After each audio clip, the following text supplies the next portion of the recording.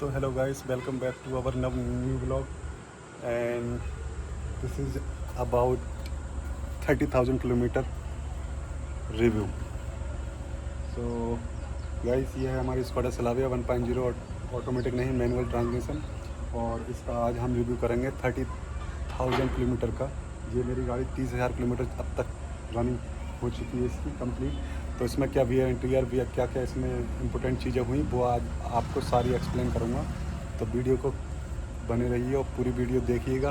आपको एक एक पॉइंट आपको मैं एक्सप्लेन करूँगा इसमें क्या क्या दिक्कत आएंगी, क्या क्या चीज़ मैंने करवाई। इसकी सर्विस हो चुकी है, जो सेकंड सर्विस होती है 30,000 वाली, वो मतलब मेरा होता है ना 15,000 किलोमीटर रनिंग हो जाए, फिर 1 ईयर आपका कंप्लीट हो जाए। तो जो आपका पहला हो जाए, तो मेरा 1 ईयर कंप्लीट हो गया था अराउंड 13,000 का अराउंड। तो मैंने सर्विस करा ली, तो इसकी 30,000 किलोमीटर वाली सेकंड सर्विस कंप्लीट हो चुकी है। तो वही मैं आपको पूरा एक्सप्लेन करता हूँ इसमें। तो गाड़ी की कंडीशन देखिए 30,000 किलोमीटर के बाद किस तरीके से हो रही है। ये मैंने आज वॉश कर ली है, ठीक।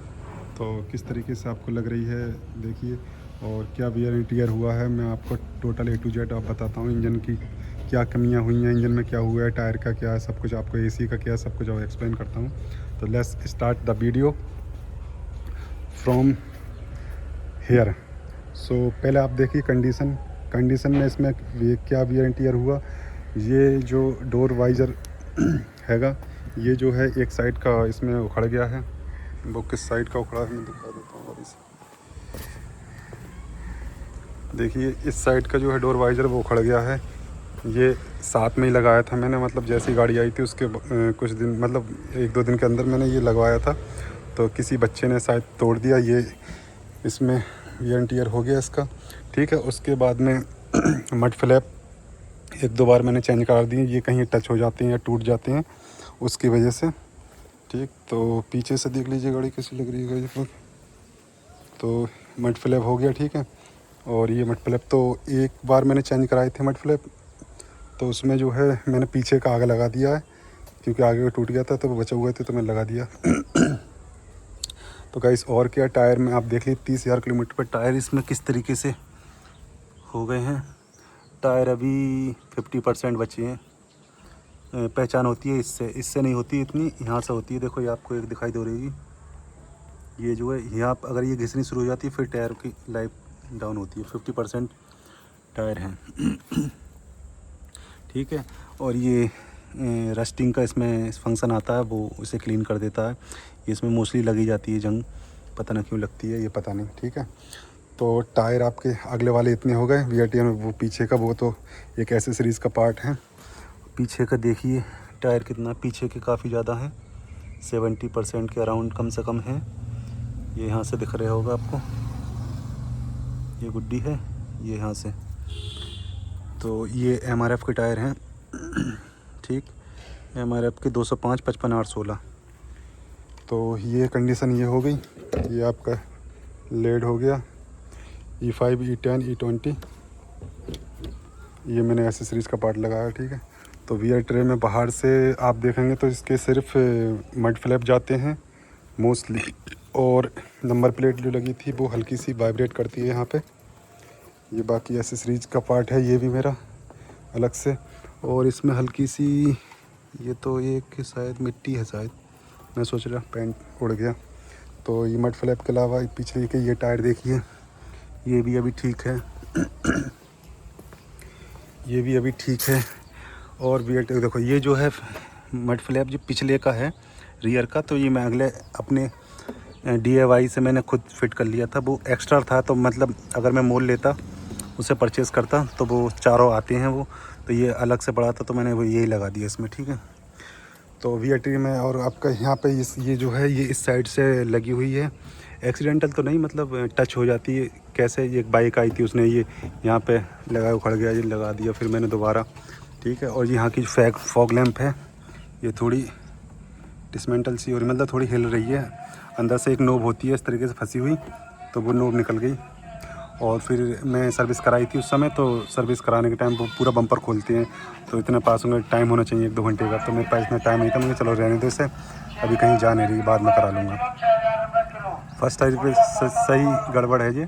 उस समय दिखाया था तो बोले ये इसका पूरी फॉग लाइट चेंज होगी, मैं चेंज नहीं कराना चाहता, काम चल गया है। तो सेकंड सर्विस भी होगी, सोचो फिर भी अभी चल रही है। ठीक, तो ये भी ठीक है। और इसमें मैंने एलईडी लगवाई थी, तो एलईडी में क्या था, ये एलईडी है H1 होती है शायद, और ये भी एक एलईडी है। ठीक, तो ये एलईडी निकलवा के मैंने फिर हेलोजन डाल दिया। ये अपना क्योंकि ये फॉग में जब कोहरा होता है तो दोनों एलईडी थी तो मज़ा नहीं आता, मतलब ज़्यादा ब्राइट हो जाती है तो कोहरे में दिक्कत पड़ती है, तो हेलोजन चाहिए। तो मैंने ये लो बीम में हेलोजन है, हाई बीम पे एलईडी है, और ये तो एलईडी है ही। ठीक, तो तीनों सब एलईडी सेटअप करा दी रखी थी मैंने, वीडियो आपने वीडियो जाके देख लेना, वो मिल जाएगी एलईडी मेरी। तो वो तीनों एलईडी थी। तो जब कोहरा आया तो मैंने मतलब प्रैक्टिकली में मतलब इतना यूज लग नहीं रहा था मुझे, उसका फॉग ज़्यादा हो रहा था तब, तो मैंने हेलोजन डाल दी। इसके बाद में मेरा एकदम अनलिमिटेड रिव्यू हो गया उससे, एकदम मस्त वाला। तो बाहर से गाड़ी में ऐसा कुछ 30,000 किलोमीटर पे आप देख रहे हैं, कुछ खास गड़बड़ है नहीं, कैसे टच हो जाए टूटी फूटी कहीं है, कुछ भी नहीं है।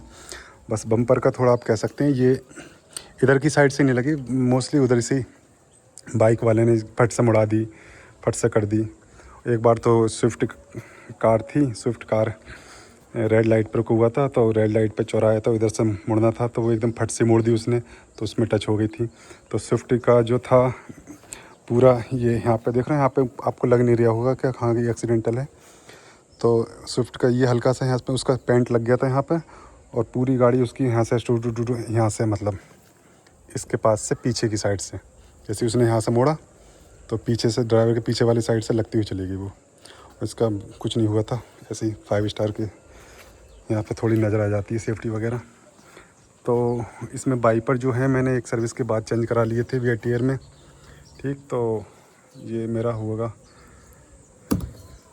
एक्चुअली ये वाइपर मैंने एक बार चेंज करा नहीं, 15,000 के बाद करा लिए थे मैंने, मतलब चल जाते बट मैंने करा लिए थे क्योंकि वो थोड़ा विंड पे ना थोड़ा असर कम पड़ता है उसका। अब मैं आपको अंदर से दिखाता हूँ, और वीडियो पूरी देखिएगा तभी आपको पूरी चीज़ पता चलेंगे। एक एक चीज़ अभी इंजन आपको दिखाऊंगा मैं। तो अंदर से ये भी एसेसरीज़ का पार्ट हैं सारे। और अब आपको मैं दिखाता हूँ कितना किलोमीटर हो चुका है, 29,388 29,388। ठीक है, तो अंदर से क्या है देखो, ये तो लेदर रैप इसका साथ में आता है। ठीक, और ये धूल मिट्टी हो रही है अभी थोड़ी सी, मैं इसे स्टार्ट कर लेता हूँ। ठीक है, गियर न्यूट्रल करो, ब्रेक दबाओ, क्लच दबाओ, स्टार्ट करो। साउंड आपको सुनाऊंगा, साउंड देख लेना कैसी है। तो अभी मैं एसी कर देता हूँ ऑटो पे, एसी की थोड़ी आवाज़ ज़्यादा आ गई गाइस, तो उसके लिए सॉरी। सनवाइज़र इसे मैं मोस्टली ऑफ पे रखता हूँ, गेट खुलते हैं तो इस पर अगर ऐसे रहने देंगे तो गेट खोलेंगे तो लाइट ऑन हो जाएंगी चारों, फिर गेट बंद करेंगे, कुछ देर बाद 5 सेकंड 10 सेकंड में ऑफ हो जाएंगी। तो मैं इसे ऑटोमेटिकली डायरेक्टली ऑफ रखता हूँ। ये सनग्लास होल्डर हो गया इसका। तो अंदर से रैटलिंग साउंड की बात करूँ तो इस दरवाजे से 90% रैटलिंग मतलब साउंड आती है, और दरवाज़ों से इतनी साउंड निकल के नहीं आती है। ठीक है, तो मैं अभी शीशे बंद कर लूँ।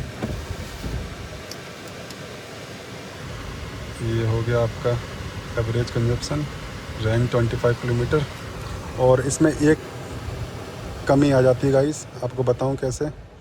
जैसे अगर मैं आप इसमें तेल पेट्रोल डलवाता हूँ, उसके बाद में जैसे रेंज इस समय 25 किलोमीटर रहती, ठीक है। इसके बाद में जैसे मैं 10 लीटर या 5 लीटर पेट्रोल डलवाता हूँ तो ये निडल जो है सुई ऊपर नहीं जाती, मतलब रेंज बढ़ती नहीं है, उतने का उतना ही रहता है। तो 1-2 बार तो पेट्रोल वाले से मेरी हड़प भी हो गई कि यार पेट्रोल डाला नहीं डाला तूने, 500 रुपये का और डाल, फिर चेक करा फिर भी निडल। तो इसका ये ग्लिच है, कुछ ना कुछ गड़बड़ होता है, सेंसर इसका काम नहीं करता। और फिर ऑटोमेटिक कभी चलते हुए पे अपने आप हो जाएगी, फिर एक बार ऑफ बंद करोगे कार, फिर आप कहीं स्टार्ट करोगे जर्नी अपनी, फिर अपने आप, मतलब ग्लिच इस टाइप का ग्लिच है थोड़ा, वो ऑटोमेटिक ठीक हो जाती है बाद में। तो मैं इसे भूल गया था लास्ट टाइम, अब देखूँगा इस बार कराऊँ इसे नहीं कराऊँ एक बार। और एक इसकी मेन प्रॉब्लम ये है कि ये कहीं भी खड़ी होती है लॉक कर देती हैं, तो पौ पौ पौ पौ पौ वार्निंग वाला साउंड अपना प्रोड्यूस करती है ये। ठीक। और वो 3-4 घंटे 2 घंटे में जब इसका मूड आया तब कर दी। रात में तो घर पे होती है तो अनलॉक ही खड़ी होती है मोस्टली, और अगर कहीं जा रहे हो तो लॉक करनी पड़ती है। तो 2 घंटे 3 घंटे बाद अपना टों टों टों टों टों बोलना शुरू हो जाएगी ये।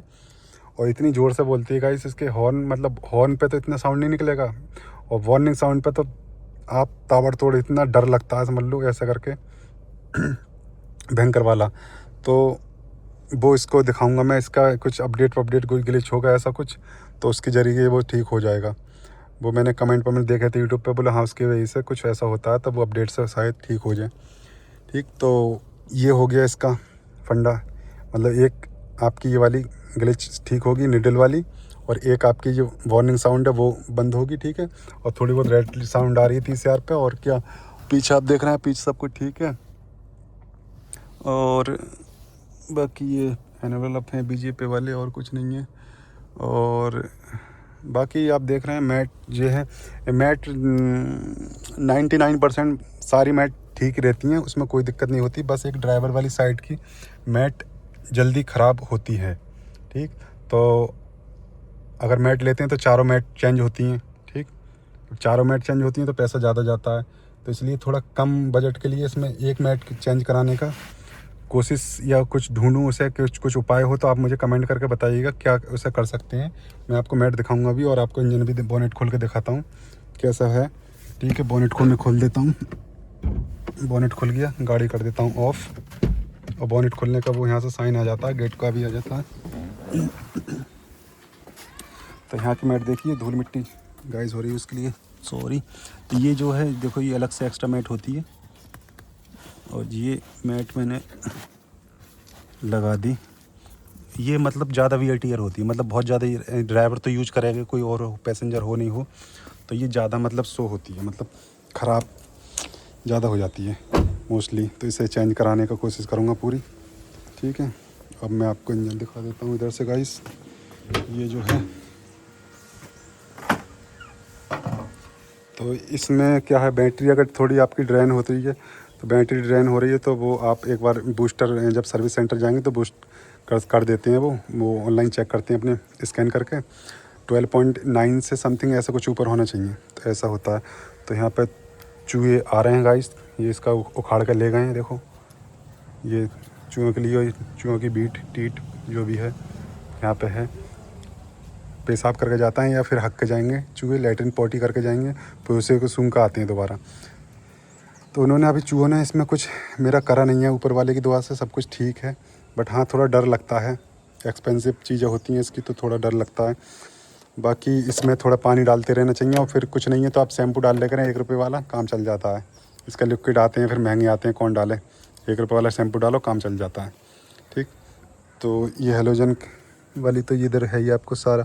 एक बारे में मेरे में इसमें क्या था, फॉग था। मैंने आप मेरी शॉर्ट रील देखना, इसमें फॉग आ रहा था, मतलब DRL में नीचे, तो वो इसकी वजह से आ रहा था। मतलब यहाँ का जो था ये कैप पूरी तरीके से लग नहीं रहा था।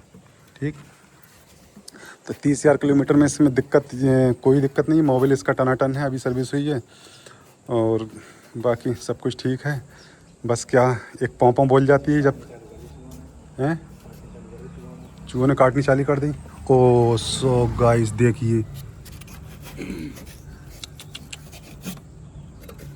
इसका मतलब चूहे अपना हमला करना शुरू कर दिए गाइस। अब यहाँ से हैं, ये जो चूहों के लिए वही है, जो मुलायम चीज़ होती है ना, उससे ज़्यादा उधेड़ते हैं। देखो ये भी काटनी, और इसके समझ लो ये मिलनी ऐसी चीज़ है, पता कुछ चीज़ मिलनी बहुत मुश्किल पड़ जाती है। मेरा ये लोगो टूट गया था तो ये मिल नहीं रहा था, समझ लो। तो ये हो गया।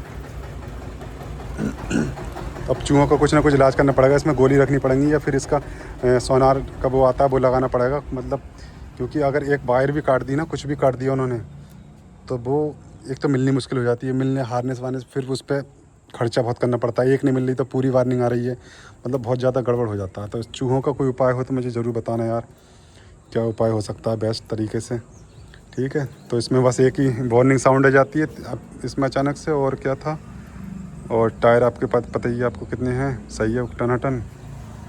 बैटरी ड्रेन होती है कभी कभार, तो वो बूस्ट मतलब ऐसे कभी प्रॉब्लम पड़ी नहीं, स्टार्ट हो जाती है, उसमें कोई दिक्कत नहीं। इसमें डबल फंक्शन है, बैटरी ड्रेन हो रही है तो गाड़ी के स्टार्ट करने के लिए थोड़ी बैटरी बचा कर रखती है, ठीक है। अगर आप स्टैंड बाई पे रख रहे हैं और उसे म्यूजिक सिस्टम कर रहे हैं, बैटरी लो होगी तो वो ऑटोमेटिक स्विच इग्निशन को ऑफ़ कर देगी कि आपकी बैटरी ड्रेन हो रही है, तो इसलिए ऑफ़ कर देती है। ठीक, तो ये इधर के साइड का फेंडर का ये लोगो टूटा था, तो ये ऐसी चीज़ें देखो मिलनी कम हो जाती हैं। ये पहाड़ पे मैं गया था तो इसमें पत्थर गिर गया तो टूट गया था। तो यही है इसका 30,000 किलोमीटर का रिव्यू। कोई दिक्कत नहीं है, गाड़ी एकदम मस्त चल रही है। बस थोड़ा सा ऐसा लग रहा है थोड़ी सी साउंड ज़्यादा हो रही हो, वो भी इस बार मैं एक आध बार जाऊँगा तो दिखा दूँगा कि इंजन थोड़ी साउंड ज़्यादा कर रहा है, बट इतना लग नहीं रहा मुझे। ठीक, बाकी सब कुछ नॉर्मल है, मस्त चल रही है।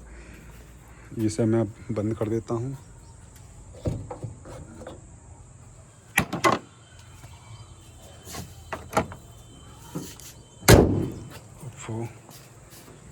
तो गाड़ी की एसी की बात करूँ तो एसी आप कह सकते हैं थोड़ी सी डिस्कम्फर्ट फील कराती है कभी कभार। ऐसे मैं ठंडी हो जाती है, 24 पे चलाता हूँ मोस्टली, तो कोई दिक्कत नहीं है, सब कुछ टंच। ठीक है, टायर एकदम मस्त हैं और इंजन का आपका हो गया, भवानी साउंड हो गई, बस यही है। बाकी एकदम गाड़ी में कोई कमी नहीं। 30,000 किलोमीटर टनाटन चल रही है। स्कोडा आया तो भाई यार चलेगी इतनी तो। ठीक है, ओके, मिलते हैं एक आपको नेक्स्ट वीडियो में। जब तक take care, so much guys.